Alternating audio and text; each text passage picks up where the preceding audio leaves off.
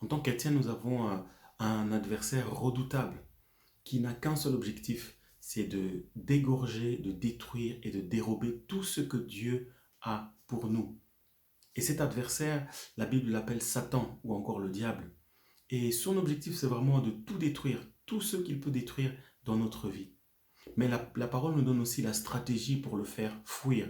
Et la stratégie pour faire fuir Satan n'est pas d'abord la prière, même si la prière a une grande efficacité. La stratégie pour faire fuir Satan est celle qui nous est donnée par l'apôtre Jacques dans son livre au chapitre 4, le verset 7. Il dit « Résistez au diable et il fuira loin de vous. » Résistez au diable. La stratégie, c'est de résister à Satan. Et d'ailleurs, l'apôtre Pierre lui-même aussi dans son livre, dans son premier livre, au chapitre 5, le verset 8-9, je crois, dit la même chose. Il dit que le diable est comme un lion rugissant qui rôde et cherchant qui il va dévorer. Et ensuite, l'apôtre Pierre dit, résistez-lui avec une foi ferme. Résistez-lui avec une foi ferme.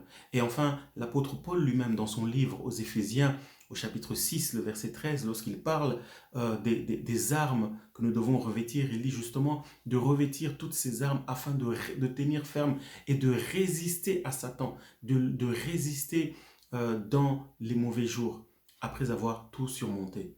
Donc la stratégie pour faire fuir Satan de nos vies, pour faire fuir Satan de nos familles, de nos maisons, de nos villes, de nos quartiers, c'est de lui résister.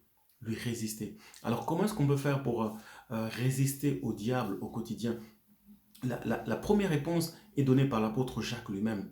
Dans le verset 7, en fait, il commence en disant « Soumettez-vous à Dieu et puis ensuite résistez au diable et il fuira loin de vous. » Le premier processus qui peut nous aider à résister à Satan, c'est de soumettre nos vies à Dieu. C'est lorsque nous remettons nos vies à Dieu et nous lui disons « Seigneur, sois le maître, sois aux commandes de nos vies, sois celui qui est le roi de nos vies. » Lorsque nos vies sont soumises à Dieu et que Dieu est le maître, alors le processus pour résister à Satan commence. Ça, c'est la première chose. C'est d'abord soumettre nos vies à Dieu. Le deuxième moyen par lequel nous pouvons résister au quotidien, c'est en s'appuyant sur la parole de Dieu. S'appuyer sur la parole de Dieu. Lorsque Jésus a été tenté dans le désert par Satan, il s'est appuyé sur la parole de Dieu en répétant à plusieurs reprises « Il est écrit, il est écrit, il est écrit ». Et puisqu'il s'est appuyé sur cette parole, cela a pu faire fuir Satan qui s'est éloigné de lui jusqu'à un moment favorable. Donc ça, c'est la deuxième stratégie, c'est de s'appuyer sur la parole de Dieu. Le troisième moyen par lequel nous pouvons résister à Satan, c'est par la prière persistante. La prière persistante. Pas juste prier, mais prier de façon persistante. Prier de façon fervente. La parole de Dieu dit que la prière fervente du juste a une grande efficacité.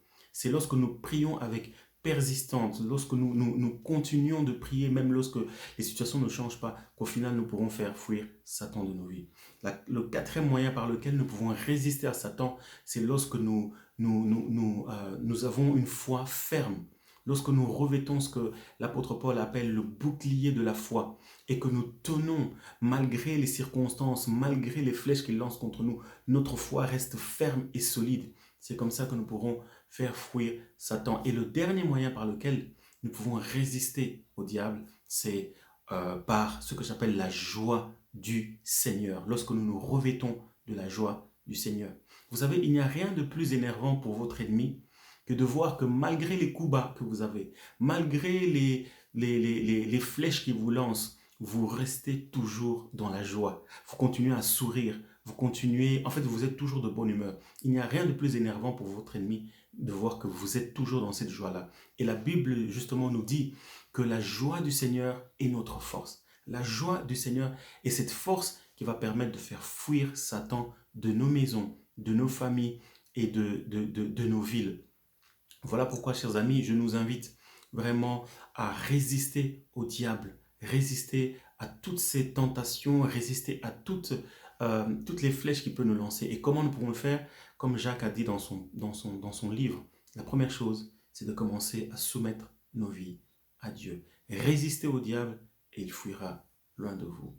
Voilà, que le Seigneur vous bénisse. Je vous souhaite une excellente semaine et à très bientôt. Soyez bénis.